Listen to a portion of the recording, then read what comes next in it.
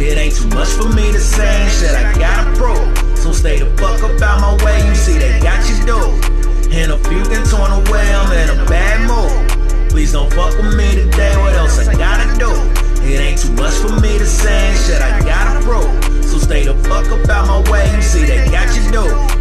And a few can torn away, I'm in a bad mood. I bring, please don't fuck with me today. They say Prissy ain't on top of his shit, I beg to differ. Nah, fuck that, Ahoy, hoy.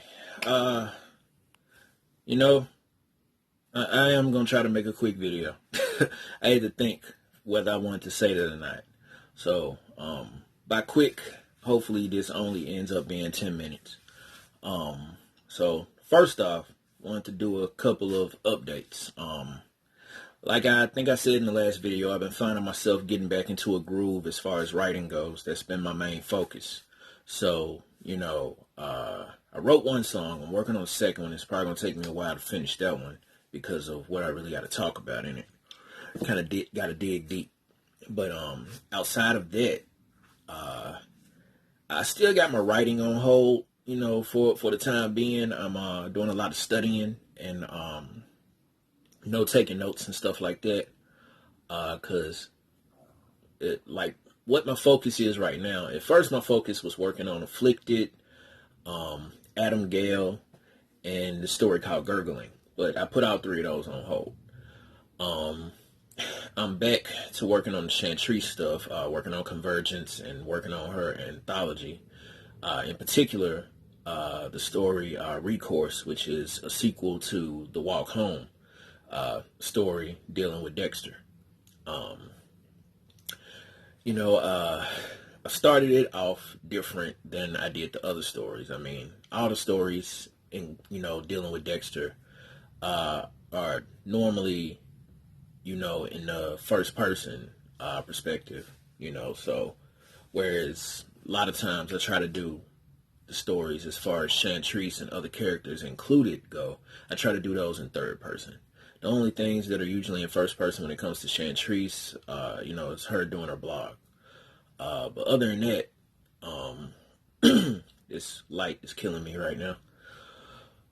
But other than that, you know, I'm doing a lot of reading again. I had to rearrange all of my, like, there are lists that I have, as far as my, you know, there's an app I use on my other phone. It's called Moon Reader Plus, or Moon Plus Reader. Yeah, Moon Plus Reader. And a lot of the books that I read, that I study, I have them all in different, you know, lists, or whatever you want to say. It's kind of like different sets, and for what I'm going to use those books for, you know, to study and read and pick apart.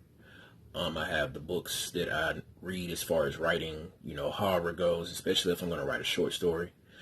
I have the books that are particularly aimed at writing anything that has to do with the Tealverse. So this has to do, you know, like with Vigilance, anything that has to do with Chantrice, Dexter, Sinead, the story I'm still planning to do called The Herm, also Becoming, anything that has to do with that universe.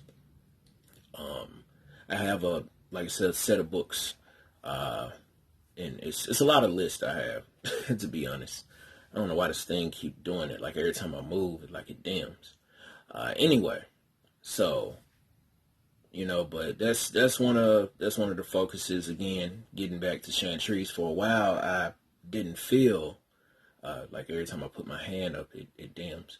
Anyway, for a while I didn't feel, you know, particularly interested in writing any Chantrice stuff.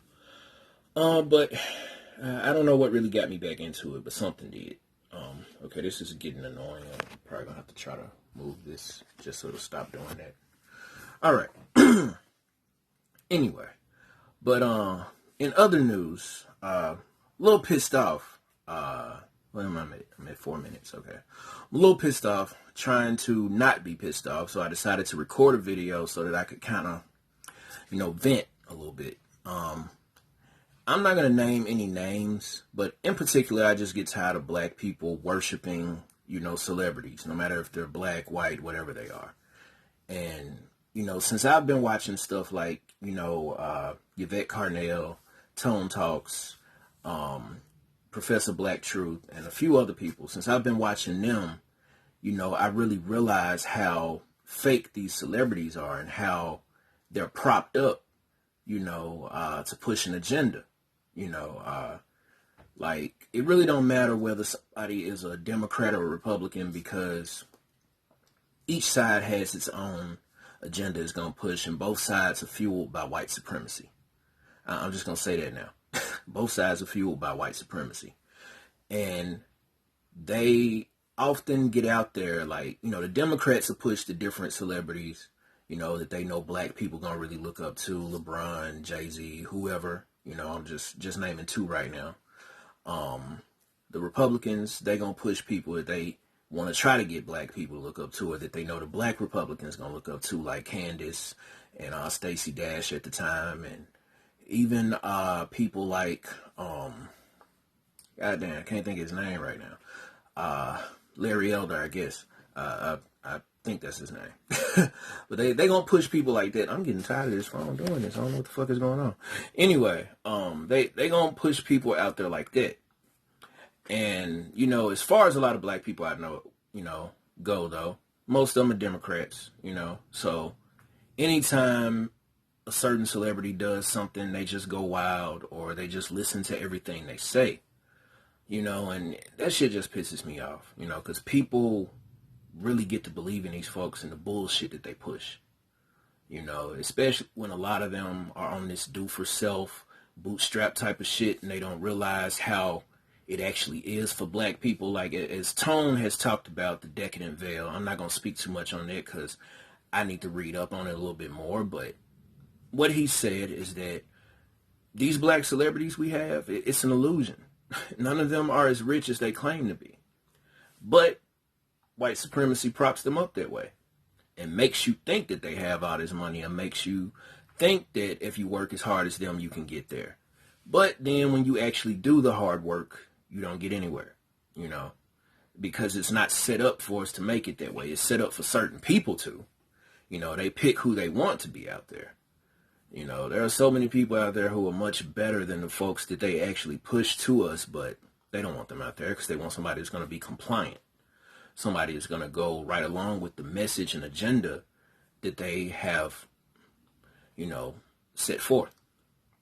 Now, that I don't want to speak too long on that, because I'm pretty sure, YouTube might, strike this video for some of the shit I said. So I'm going to stop it right there. But that's one of the things. This is getting on my nerves. This phone just keeps dimming. I'm sure y'all going to notice that. I don't know why I didn't do this the other day, but fuck it.